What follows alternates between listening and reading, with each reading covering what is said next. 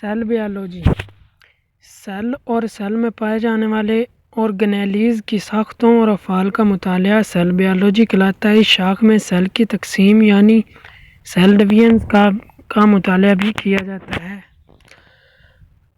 اب آپ کو پتہ ہونا چاہیے کہ سیل کیا ہے۔ سیل دراصل جتنی بھی زندہ چیزیں جیسا کہ انسان، پلانٹس، بیکٹیریا، فنجائی، الگی وغیرہ، یہ ساری چیزیں سیل سے مل کر بنتی ہیں۔ سیل جب اکٹھے ہوتے ہیں تو ان سے ٹیشو بنتا ہے، ٹیشو سے آرگن سسٹم سے ایک انسان انڈیویژل بنتا ہے، اور اسی طرح۔ جیسا آپ کو اب میں عام مثال سے سمجھاتا ہوں کہ سیل کیا ہے۔ جیسا کہ ایک عمارت اینٹوں سے مل کر بنتی ہے، اینٹیں مل کر دیوار بناتی ہیں، دیوار مل کر ایک کمرے سے ایک بلڈنگ، اور اسی طرح ہم زندہ جاندار بھی سیل سے مل کر بنتے ہیں۔ پھر سیلز کو جب مائکروسکوپ کی مدد سے دیکھا جاتا ہے تو اس کے اندر بہت سی چھوٹے آرگینیلز ہوتے ہیں۔ تو ان آرگینیلز کی اسٹڈی بھی سیل بیالوجی میں کی جاتی ہے۔ آگے فزیالوجی، اس شاخ میں جانداروں کے جسم میں سر انجام کیے جانے والے افعال کے بارے میں علم حاصل کیا جاتا ہے۔ جیسا کہ ہمارا لیور کیا کام کر رہا ہے، سٹمک کیا کام کر رہا ہے، آنکھیں کیا کام کر رہی ہیں، کان کیا کام کر رہا ہے، یہ سارا کچھ فزیالوجی میں اسٹڈی کیا جاتا ہے۔ جینیٹکس، جینز کا مطالعہ اور وراثت میں ان کے کردار کا علم جینیٹکس کہلاتا ہے۔ وراثت سے مراد خصوصیات کا ایک نسل سے دوسری نسل میں منتقل ہونا ہے۔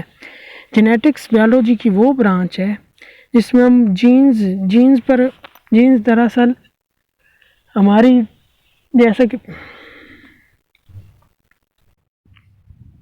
یہ والا ایک باکس ہے مالیکولر بیالوجی، یہ شارٹ کویشچن میں بہت بار آیا ہوا ہے۔ مالیکولر بیالوجی سے مراد زندگی کے مالیکولز مثلاً پانی، پروٹینز، کاربوہائیڈریٹس، لپڈز اور نیوکلک ایسڈ کے بارے میں ہے۔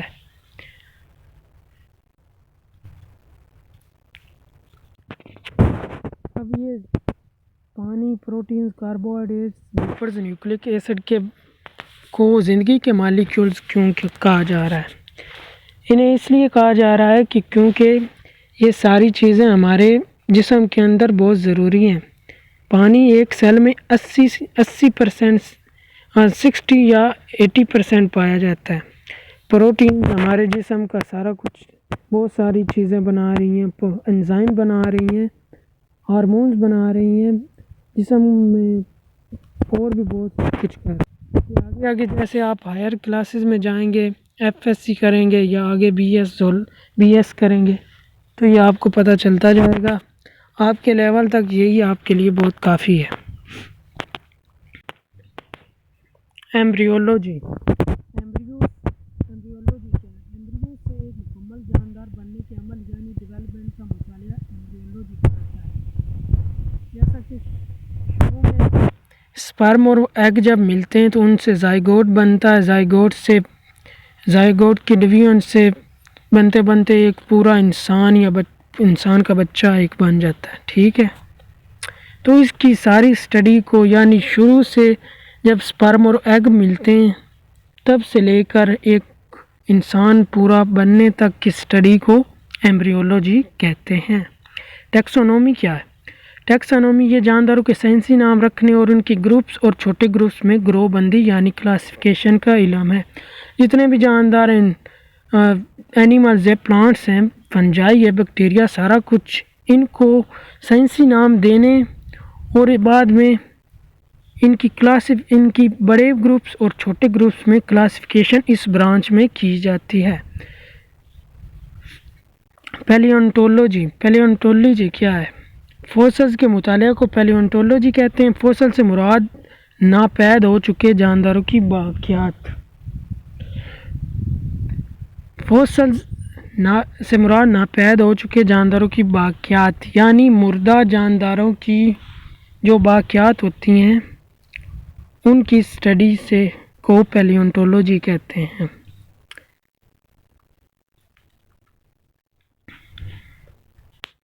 اب آپ پوچھیں گے کہ ناپید جاندار کیا ہوتے ہیں؟ ناپید جاندار ایسے جاندار ہوتے ہیں جن کی سپیشیز کا ایک بھی جاندار زندہ نہ ہو۔ ایک مثال ہے، انسان اس دنیا میں سارے فوت ہو جائیں تو اگر کوئی بھی انسان نہ بچے تو ہم کیا کہیں گے کہ انسان اب ناپید ہو چکے ہیں۔ انوائرمنٹل بیالوجی کیا ہے؟ جیسا کہ لفظ بھی ظاہر کر رہا ہے کہ انوائرمنٹ ماحول کے بارے میں علم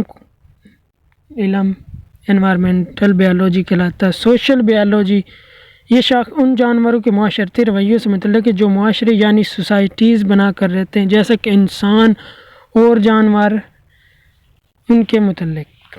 پیراسائٹولوجی پیراسائٹ یہ لفظ بھی ظاہر کر رہا ہے کہ پیراسائٹ یہ شاخ پیراسائٹ کے علم کے متعلق ہے۔ اب اس ڈبے میں بتایا گیا کہ پیراسائٹ کیا ہے۔ پیراسائٹ ایسا جاندار ہے جو دوسرے زندہ جاندار میزبان یعنی ہوسٹ سے خوراک اور رہنے کی جگہ لیتے ہیں اور بدلے میں ان کو نقصان پہنچاتے ہیں۔ جیسا کہ مثال کے طور پر آپ کو دے رہا ہوں، ڈینڈرف ہمارے بالوں میں یہ ایک فنجائی ہے جس سے پھیلتا ہے۔ ہماری چھوٹی آنتوں میں بھی بہت سارے پیراسائٹ ہوتے ہیں۔ پیراسائٹس کیا کرتے ہیں؟ رہنے کی جگہ اور خوراک تو لیتے ہیں لیکن بدلے میں نقصان پہنچاتے ہیں۔ بدلے میں ہمیں کیا نقصان پہنچائیں گے؟ ہمیں بالکل ڈیزیز کریں گے۔ اور کیا انہوں نے کرنا ہے؟ بایو ٹیکنالوجی کیا ہے؟ اس کا تعلق جانداروں سے ایسے مادے حاصل کرنے سے جن سے انسانیت کو فائدہ پہنچنا ہے۔ جیسا کہ آپ کو میں مثال دے رہا ہوں کہ ایک بیکٹیریا سے انسولین ہم بناتے ہیں